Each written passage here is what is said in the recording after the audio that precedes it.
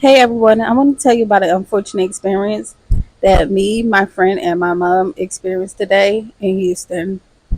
So basically, we were staying at the Hyatt Place. This was our original hotel, and this Hyatt Place is located at 300 United Leuva Circle, Houston, Texas. But anyway, so it started when we checked in. When we went to check the check-in counter, mind you, we checking in late at night. So it's around 11 p.m. We go to check in and there's no one at the desk. So we stand at the desk for about 5 minutes. And right to the right of the check-in desk, it's like a kitchenette area where they serve breakfast. And we see people sitting in there. Turns out the person who's meant to be working at front desk is in there talking and eating. Whatever, fine. 5 minutes later, he comes and he check us in. When he started to check in, I asked him, I say, hey, I called the head. I have allergies. Did they ever put the foam, take the down feather off the bed and put the foam on? And he tells me, no, we don't even have that here. And I'm like, okay. But when I called and I asked for it, first of all, somebody was supposed to call me back. They never called me back. But nobody even told me that they didn't do it. So I was kind of like a little annoyed already because I already knew that I was gonna have like a terrible night. But we go to our hotel room. I said, okay, fine.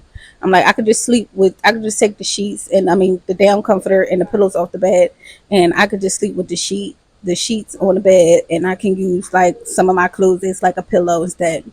Fine. So we get to our room. Now this is where the major wait, hold on, side check, back note.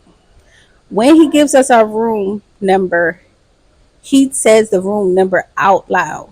Now, if you ever been to a hotel or you ever worked in a hotel, you know that is you never do that just because there could be other people in the area and they can hear the hotel room and potentially follow the guests to the room. So that's something you never do. And when he did it, I was like, hey, like don't you should never do that because someone could be potentially listening and we're all women. They could potentially be following us to the room. He didn't even say, oh, I'm sorry, I'm assigning the room to you. No, he still gave us the same room. Okay, next. We get to the room and the first thing we notice is it's dirty. So we start, let me just tell you, I worked in the hotel industry for 10 years. So I've seen it all. So we start pulling the sheets back. When I tell you, it's on the sofa bed, it was crumbs, it was hair, and it was like some type of liquid stain. On one of the beds, it was just hair and crumbs, but it was still dirty. The other bed was actually clean. So out of three beds in the room, one was dirty. So obviously, we see the sheets dirty. We looking for everything. Now I always carry Lysol wipes with me when I travel, and we definitely needed them. So everything was dirty. Like we start wiping down the surfaces. The rags are dirty. Well, the Lysol wipes are dirty. Um, and you could just tell that the cleanliness of the hotel hasn't been, you know, maintained. Under the sofa bed, it was a dirty sock. Like it was just like a real like you just know that it hasn't been maintained. So then I go in the bathroom. The first thing I noticed when I went in the bathroom that it smelled like urine, but it didn't just smell like pee on the floor. It smelled like stale urine.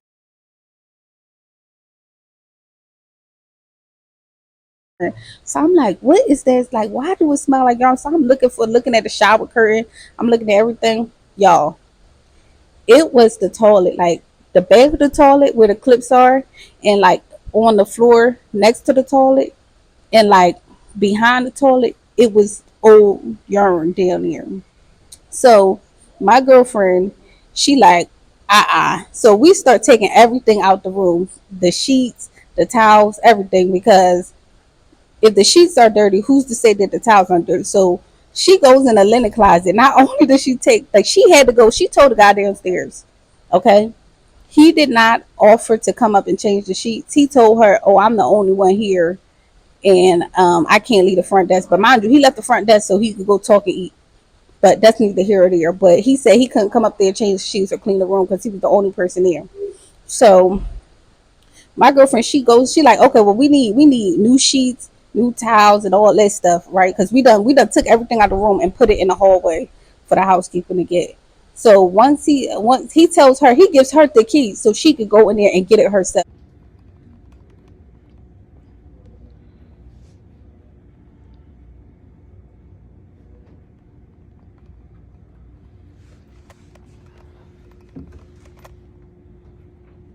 What she does, so she comes back to the room. She comes back with sheets, towels, washcloth, all the clean stuff, and a bottle of the chemical. So we clean the bathroom and stuff ourselves. We change the sheets or whatever, and we just was like, okay, where's the manager? So we checked in late, so we were tired, but we couldn't just wind down. So she goes back downstairs and she talked to the guy. She's like, "Where's your manager?" And he's like, "Oh, I'm the only person here. The manager don't come until 9 o'clock in the morning." So I'm like, "Okay, in the morning we'll talk to the manager." Okay. So in the morning time, it rolls around. So the next morning rolls around. They serving breakfast. So I'm like, so it was a new lady at the front desk. Her name was Stephanie. Hi, Stephanie. So she was like, the manager doesn't come in till around 9. Okay, we okay. This is second, third time we asked for the manager. So 9 o'clock comes around. We leaving out the hotel. We went to go get a rental car. Come back. Where's the manager? She says, "Oh, I don't know when the manager gonna be in." So at this point, I'm just like, "Well, what is up with the manager? Like, why is the manager never around?" Now, like I said, I done worked in the hotel industry for 10 years. There's always a MOD. So this is the first time I've ever heard of there not being a manager. So I'm confused, but I'm like, okay. I'm like, okay. I'll just deal with it. And when I see him, I'll talk to him again. So I what happened? We left and we left to go do something. And when we came back and we still hadn't spoke to the manager. So at this point it's around 1:30 in the afternoon. And I'm like, okay, I'm fed up. So I called Hyatt corporate office. Shout out to Erin from Hyatt corporate office, customer service corporate office, because she really helped me out.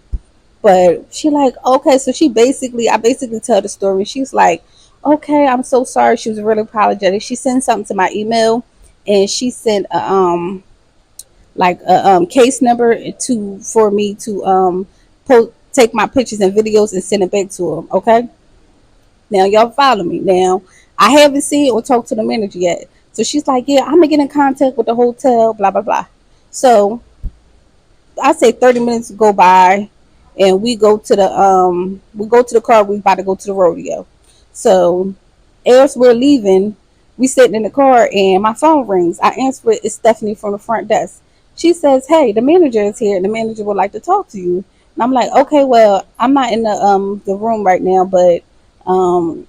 I said I'll come when I come back. I could talk to her then. She was like, okay, and then I was like, you know what? No, let me go back in there. So I told my girlfriend, come with me, because she was the one who witnessed most of the stuff.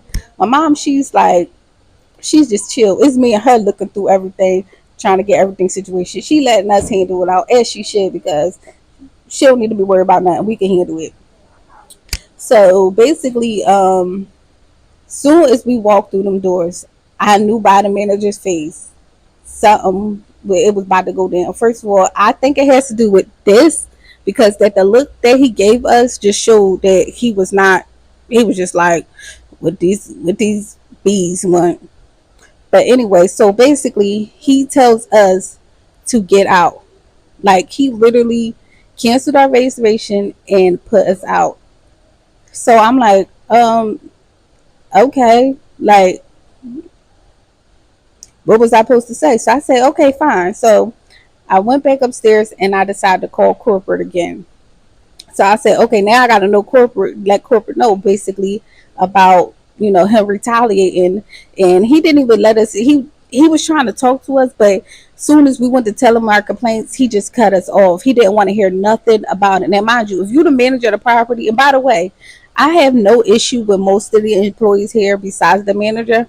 The only issue that I really have with is Stephanie and the guy named Kenny. These other employees, they really didn't do anything wrong. But based on how the manager acts, I see why that hotel is falling apart.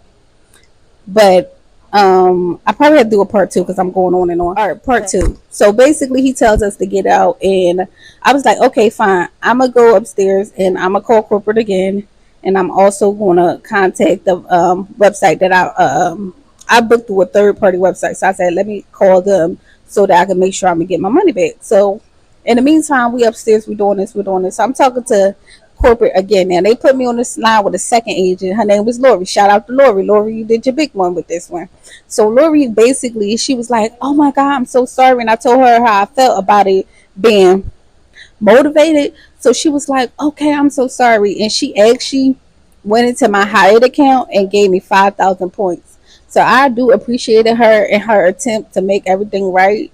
Um, and I just appreciate it because she didn't have to do that. We just end up leaving, and we end up coming to the Hyatt Regency. So this is my girlfriend Dee Dee. This was the person who went inside the linen closet and Yes. she got the cleaner and the cleanliness for me. Yes. So basically, tell them like what happened because He didn't you really talking look. about Kenny. Yeah, Kenny. Yeah, he didn't look Yeah. like he worked there. Thank you for reminding me his name. Kenny. Kenny didn't look like he worked there at all. Okay. But actually, he was making keys. So I think this was the guy who I said called out the room number, which you're not supposed to do. Right. Safety Low line. key, he didn't look like he worked there just because he didn't have a uniform, a name tag. Like he had on like tennis shoes, a pair of shorts. No, he had no shoes on. What? No, at some point he did have shoes on. He did take his shoes. He was walking around barefooted at some point. Oh, I didn't see. But I he didn't see did have no tennis shoes at one point. So I don't know if he was just somebody staying there and they was like, "Hey, we'll give you off the room if you start signing people in." Mm-hmm. But he didn't look like he worked there. But Right. apparently he did. With me going into the storage closets, getting sheets, pillows, towels, and rags, and cleaning supplies because our room was smelling like piss, urine. Um, Count your days. yes, please count your days. It was very, very. I would never go back there ever again.